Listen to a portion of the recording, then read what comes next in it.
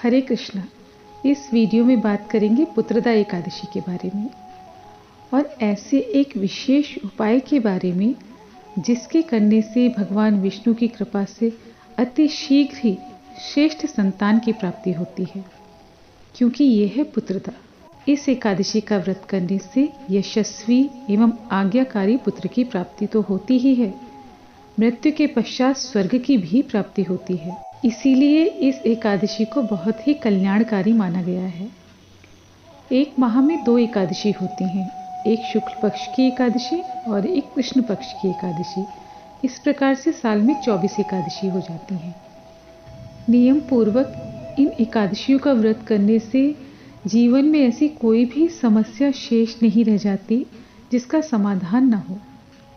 भगवान विष्णु की कृपा से हर समस्या का समाधान हो जाता है, हर कष्ट से मुक्ति मिलती है और मृत्यु के पश्चात मोक्ष की प्राप्ति होती है।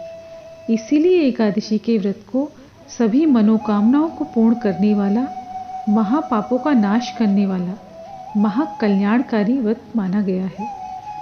और अब आपको बताते हैं वो विशेष मंत्र जो पुत्रदा एकादशी के दिन उन सभी को करना चाहिए जो पुत्रदा एकादशी का व्रत पुत्र की कामना से कर रहे हैं। ये मंत्र बीज मंत्र के साथ और बिना बीज मंत्र के भी किया जा सकता है, पर बीज मंत्रों के साथ मंत्र ज़्यादा इफेक्टिव हो जाते हैं।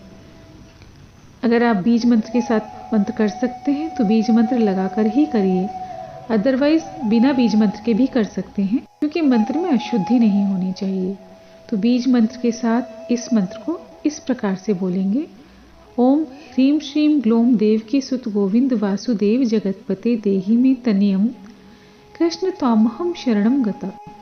और बिना बीज मंत्र के इस प्रकार से बोला जाएगा: देवकी सुत गोविंद वासुदेव जगतपते देहि में तनयम कृष्ण त्वामहं शरणं गता।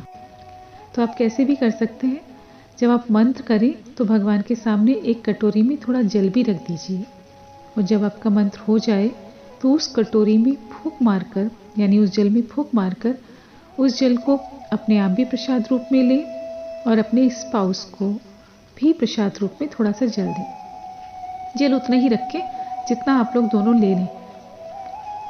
और इसके साथ साथ 2 फल भी रखिए पुत्रदा एकादशी के दिन। ये फल भी आप पूजा के बाद एक फल अपने आप लें और एक फल अपने पार्टनर को दें। जब आप फल चढ़ा रहे हैं तो अपनी मनोकामना भगवान से व्यक्त करिए कि हम आपकी पूजा इस कामना से कर रहे हैं, और जैसे भी आप अपनी प्रार्थना, अपनी विश रख सकते हैं वैसे रखिए। फलों का आप ध्यान रखिए, फ्रेश फ्रूट्स होने चाहिए, और ये फल आपको अपने आप ही खाने हैं, आपको और आपके पार्टनर को। इसमें किसी को भी शेयर नहीं करना है, ना तो वो जल किसी को देंगे आप और ना ही वो फल, आप दोनों को ही खाना है। अगर आपके पार्टनर कहीं दूर हैं आपसे, जिनको आप ये प्रसाद नहीं दे सकते, तो फिर कोई बात नहीं है, आप एक ही फल रखें। इस मंत्र का आप पुत्रदा एकादशी वाले दिन अधिक से अधिक जाप करिए। 3 माला जाप तो आप कम से कम बैठकर ही करिए और फिर जल में फूंक मारिए, और बाकी मंत्र आप मानसिक जाप करते रहिए। कल का दिन बहुत अच्छा है, इसी के लिए है, पुत्रदा एकादशी है। पुत्रदा एकादशी भी साल में 2 बार आती है, एक पौष मास में और एक सावन मास में। और आइए अब एकादशी की कथा सुनते हैं। एकादशी की कथाओं के भी बहुत पुण्य फल हैं। हर एकादशी की कथा के अनंत पुण्य फल हैं, और कथाएं सुनने से ये भी समझ में आ जाता है कि क्या करना चाहिए एकादशी वाले दिन, क्या नहीं करना चाहिए, जिससे व्रत के श्रेष्ठ फल प्राप्त हों। प्लस ये भी समझ में आ जाता है कि कौन सी एकादशी हमारी किस समस्या का समाधान लेकर आई है, हमें किस परेशानी से मुक्त करने के लिए आई है। तो आइए अब एकादशी की कथा सुनते हैं। युधिष्ठिर ने भगवान श्री कृष्ण से पूछा, हे प्रभु, पौष मास के शुक्ल पक्ष में जो एकादशी आती है उसका क्या महत्व है, उसका क्या फल है, और उसमें किस देवता का पूजन किया जाता है। भगवान श्री कृष्ण ने कहा, राजन, पौष के शुक्ल पक्ष में जो एकादशी है उसे बताता हूँ, सुनो। महाराज, संसार के हित की इच्छा से मैं इसका वर्णन करता हूँ। राजन, पूर्वोक्त विधि से ही यत्न पूर्वक इसका व्रत करना चाहिए। इसका नाम है पुत्रदा। यह सब पापों को हरने वाली उत्तम तिथि है। समस्त कामनाओं तथा सिद्धियों के दाता भगवान नारायण इस तिथि के अधिदेवता हैं।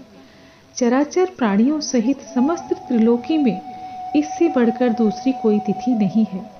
पूर्व काल की बात है, भद्रावतीपुरी में राजा सुकेतुमान राज्य करते थे। उनकी रानी का नाम चंपा था। राजा को बहुत समय तक कोई वंशधर पुत्र प्राप्त नहीं हुआ, इसलिए दोनों पति पत्नी सदा चिंता और शोक में डूबे रहते थे।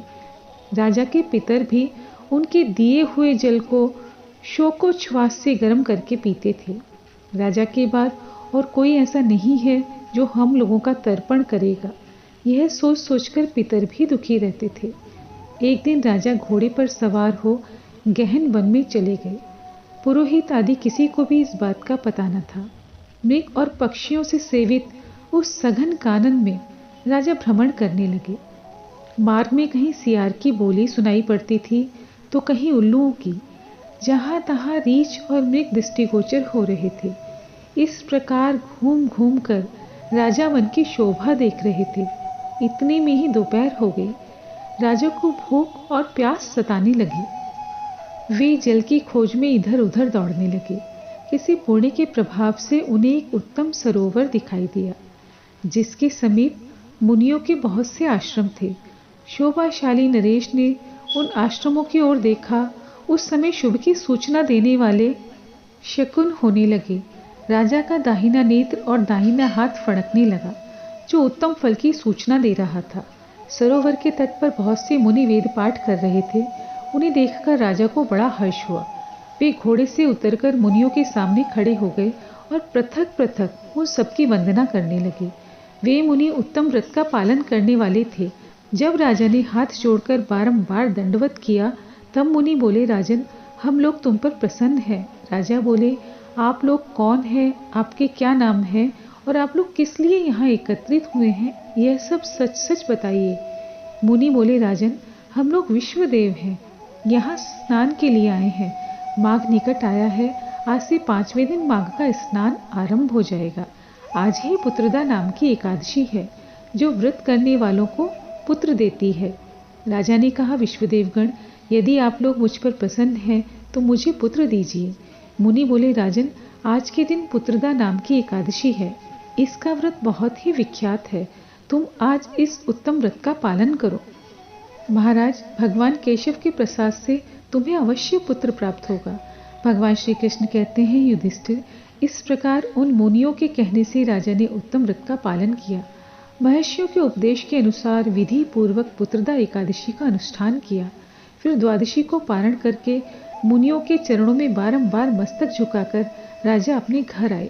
तदनंतर रानी ने गर्भ धारण किया। प्रसव काल आने पर पुण्यकर्मा राजा को तेजस्वी पुत्र प्राप्त हुआ, जिसने अपने गुणों से पिता को संतुष्ट किया। वह प्रजाओं का पालक हुआ। इसलिए राजन, पुत्रदा का उत्तम व्रत अवश्य करना चाहिए।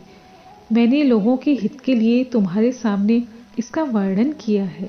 जो मनुष्य एकाग्र चित्त होकर पुत्रदा का व्रत करते हैं, वे इस लोक में पुत्र पाकर मृत्यु के पश्चात स्वर्गगामी होते हैं। इस महात्म्य को पढ़ने और सुनने से अग्निष्ठ होम यज्ञ का फल मिलता है। नमो नारायणाय।